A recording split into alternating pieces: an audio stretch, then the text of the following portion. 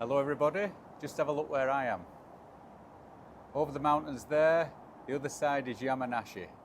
I am on the 7th floor of a stairwell in Chigasaki. I am just about to go to work, but when I get back, I'm going to set all this up again on my bicycle behind me, and we're going to cycle home and do the podcast from there. See you soon. Hello everybody, it is the 3rd of September 2002.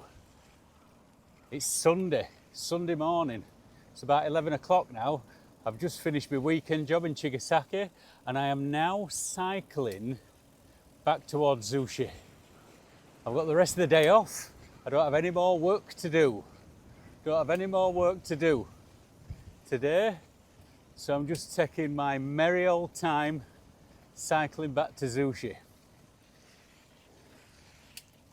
To the right of me is the Pacific Ocean.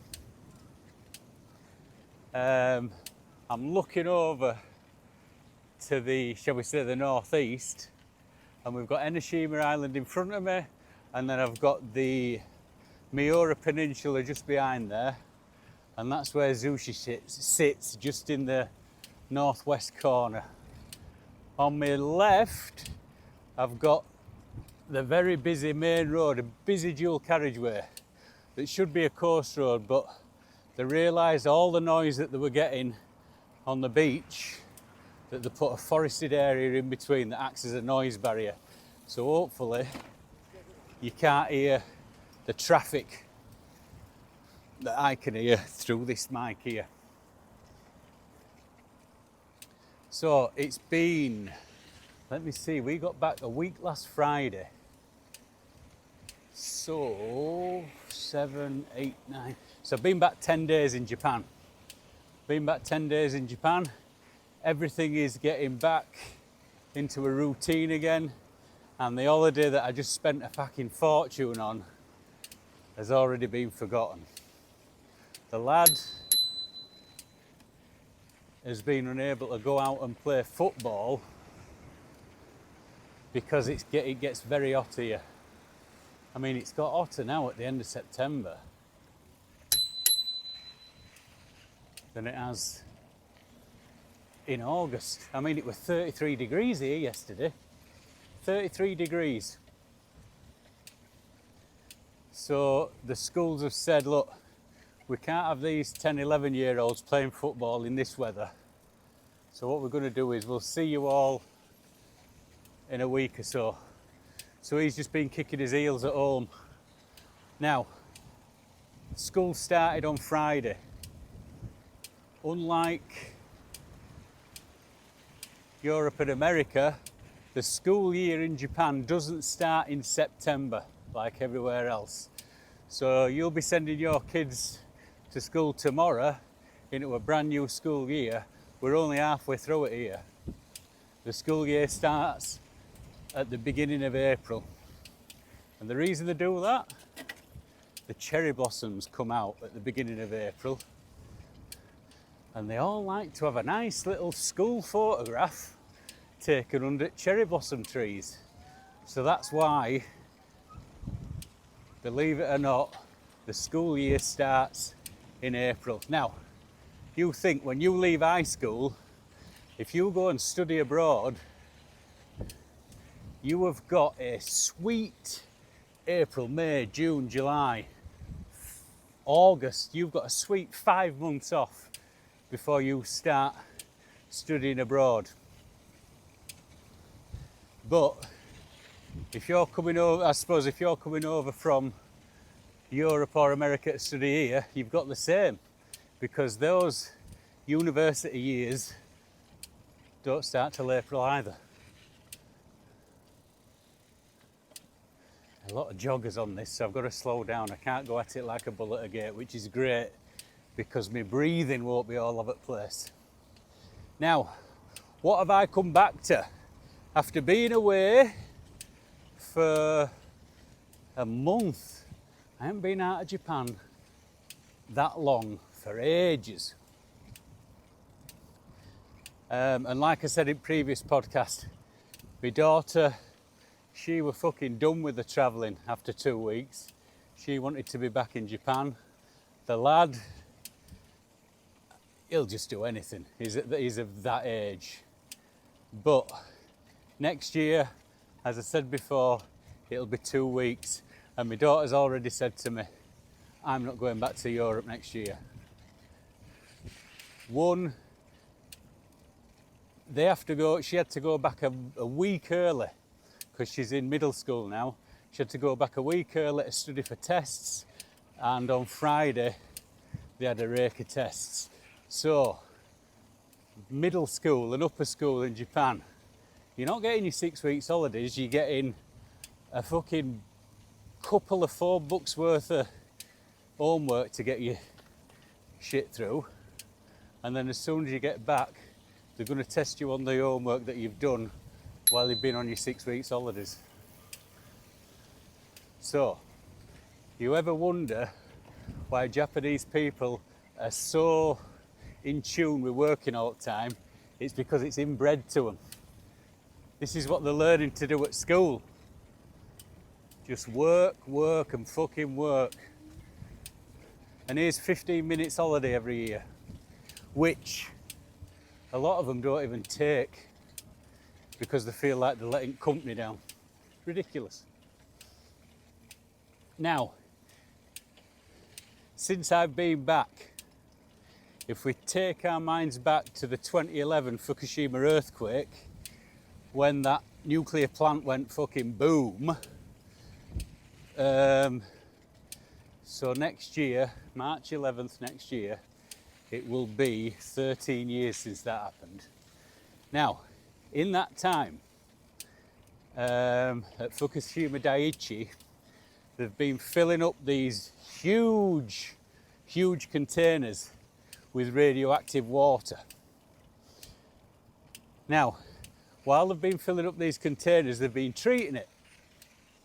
So they've got it down to a level where it's safe now, and they're starting to release it into the Pacific Ocean. They started releasing it, I think, last Friday or last Thursday. And everybody in the surrounding countries is losing their shit. Losing their shit. China has banned all fish from the Fukushima down to Tokyo area, but the rest of the country they're taking the fish from. South Korea, they know that the water's safe, but they've still said, no, you can go fuck yourself. Even although they know it's safe, they're just causing shit for Japan. They've still not let the shit go from that pre-World War II. They're still raking up every little way they can get back at us, or them. They do. They just won't let it go. It's a bit like them fat bald fellas in England that weren't even alive during World War II. But they ate the Germans because of it. Ridiculous.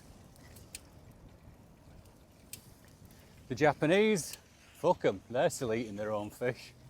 More for us, I say, more for us. So the water got released.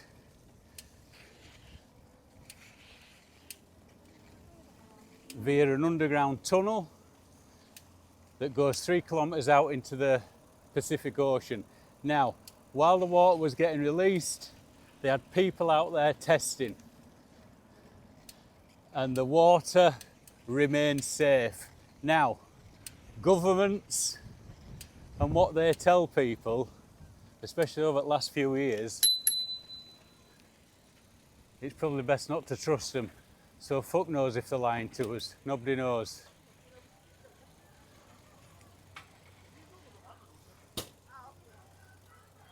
Now I know I'm going to go back to work, and there's a person I work with that trusts everything the government says, so she's going to believe everything. Like I say, I don't listen to anything she says. But you do worry. You can see we've got a surfers out there. What you're looking at now is Enoshima Island. Enoshima Island is where especially on a day like this, there'll be a lot of people down at the coast just to go and have a look at Enoshima Island. Just lifted it up there so you can see it. And I am now, like I described before, I'm on this this cycle path. Every day, every time I've got a ceremony down in Chigasaki, I cycle along this road, this cycle path. And I was cycling down here at 6:30 this morning. 6:30 this morning. And there were people out jogging and cycling, old people walking. When I cycled past the baseball field in Kotzebue, there were a load of pensioners doing Tai Chi. First thing in the morning. First thing in the morning. And it wasn't even 6:30 on a Sunday. Now I cycle past there every day and I see some people of a certain age, which is at least 20 years older than me, doing some sort of stretching and getting their bodies going. Now, you're all wondering why Asians last longer than what we do in Europe or America. It's because they get themselves out there. I mean, I'm cycling past surfers now, and I would say the majority of these surfers are older than my 52 years. And let's go through this tunnel here. And it's every day. It's not just because it's summer. In winter, they've got the 5mm wetsuits on. You can see these tents here. These tents here, this is the third surfing competition that I've cycled past since I left 30 minutes ago.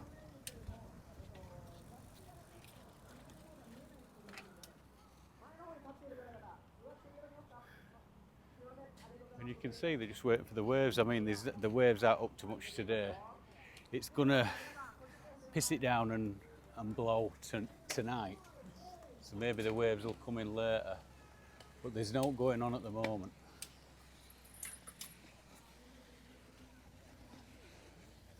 And this is something that you just don't see. Or what I've noticed that you don't see in the UK is people getting out and doing shit. Now, going home this time, especially with the kids at the age that there are, 12 and 10, they've gone back to Europe for the first time. And they're going to remember this trip. It's probably going to be the first one they're going to remember. And what they took from it was the fact that people are fucking massive. Kids are fat. Men are fat, women are fat, everybody's fat. Now they're going back in the summer, so the weather's half decent, but when we landed we pissed it down in 12 degrees. So there's not many people out. So I had to explain to them, when the weather's fucking miserable, when you live 70 miles from the sea, when you're doing a job that's fucking dreary and pisses you off, the last thing that you want to do when you come home is put on your running shoes and go for a run in pissing down rain. You've got your big plasma screen TV and all sorts of shows that you can watch. Couple of sausage rolls and pies in fridge that you can warm up.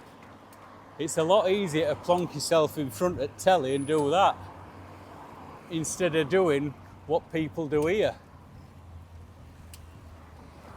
And then there's the food factor.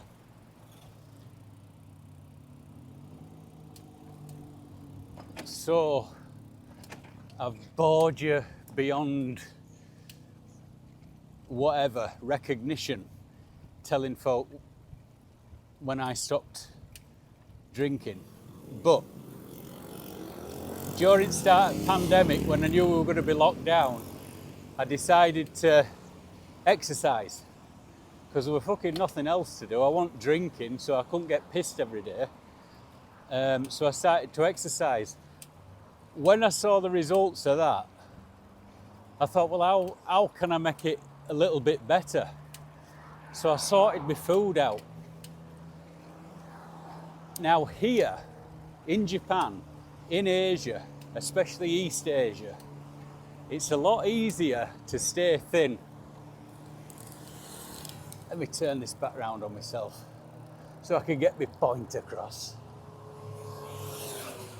It's a lot easier to stay thin in East Asia. Now, I've been fat 3 times. I've had 3 fats. My last one, I think I was tipping at 94 kilos. And that were 12 years ago now. And I've not been fat since. But this is the first time I've got my body fat down to a decent level where I'm able to see muscles in my stomach. And I were able to do that by not changing that much in my diet. Just cutting out sugar. It's all I did. I just knocked the sugar on the head. Now, rewind back to England. You have got to really fucking look. You have got to really fucking look for products without sugar in. And I was finding it really difficult. But the extra thing about it was I had to get my dad off it. Because my dad would be sitting there every fucking night with a box of Celebrations, just shoveling it in. Since my mother died, he decided, fuck it. What's the point? And for the past, 2.5 years, his diet's gone to shit. So every 6 months or so, we'd have a Skype call and he'd be going on about this, that. And I give him zero sympathy. I just shouted at him and berated him for eating bullshit. So then for 2 or 3 months, he'd sort his shit out and then he'd go back to his old ways. Boxes of Celebrations, fucking biscuits. Cups of tea and 3 biscuits, 4 biscuits, hobnobs, whatever. He was shoveling it in. So because I've not seen him in 3-4 years because of this pandemic, when I got home, we sorted some shit out. Now even the yogurts, fucking fruit corners, stuff that you think's healthy is all bullshit. So I had to turn him on to natural yogurt. Natural yogurt? Rather cut my bloody hand off. I said, well, fucking diabetes is coming for you, so you'll probably have somebody else to cut it off for you. So it took about 3 or 4 days of pushing this natural yogurt down his face. So all we were doing, I was going into his backyard and picking raspberries, which grow for free in his backyard, washing them and then eating them. And he was saying, look, you can buy them in Morrison's. I said, what's the point of buying them? You can get them for free. Yeah, but they're not safe. I was saying, well, the ones that are in Morrison's are probably less safe than the ones that you're eating here. The amount of fucking bullshit they pump into them. So I got him on that, got him on the natural yogurt. We kicked bread on the head. So he's not getting any flour going in. So what we were waking up from is he'd be getting up, a couple of cups of coffee, sugar.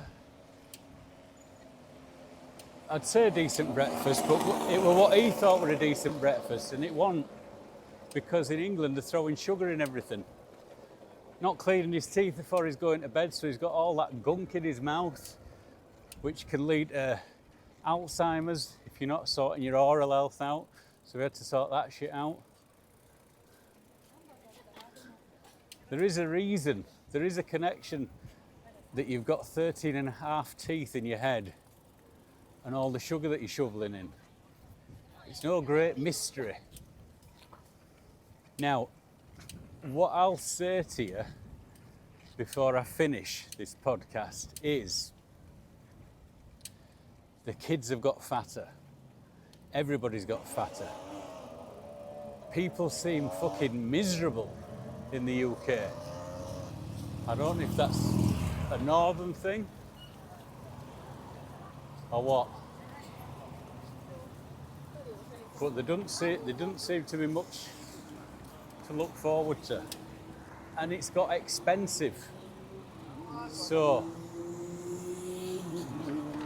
if I were having to live there and pay those prices for that quality of life, I'd be annoyed.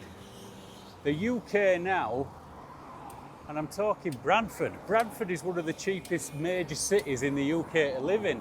And even Bradford is more expensive than Japan. It's more expensive than Japan. And what you're paying for is fucking shite. I mean, fucking a lump of cheese, £7. £7 fucking quid. It was about £2.50 the last time we were home. Everything is super expensive, which in turn is making everybody miserable. So that which in turn makes people want to have treats, which in turn means eating bullshit, which in turn makes them fat. It's just a vicious circle, man. But we did manage to turn around an 82-year-old's eating habits. We just get through here. Now, I've spoke to him a few times since I've been back. We just get to the top of this hill. So I left on the 11th of August. It's now the 3rd of September, so I've not been in my dad's company for 3 weeks now.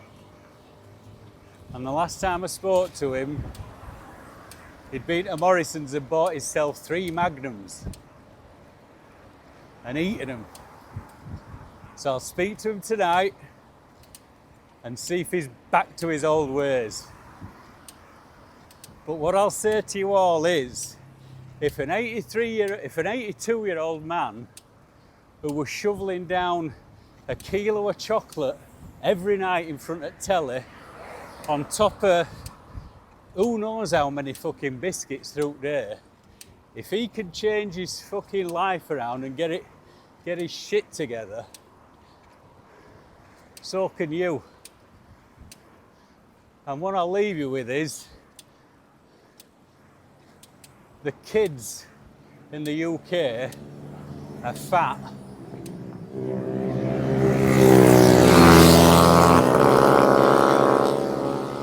Because parents are fat.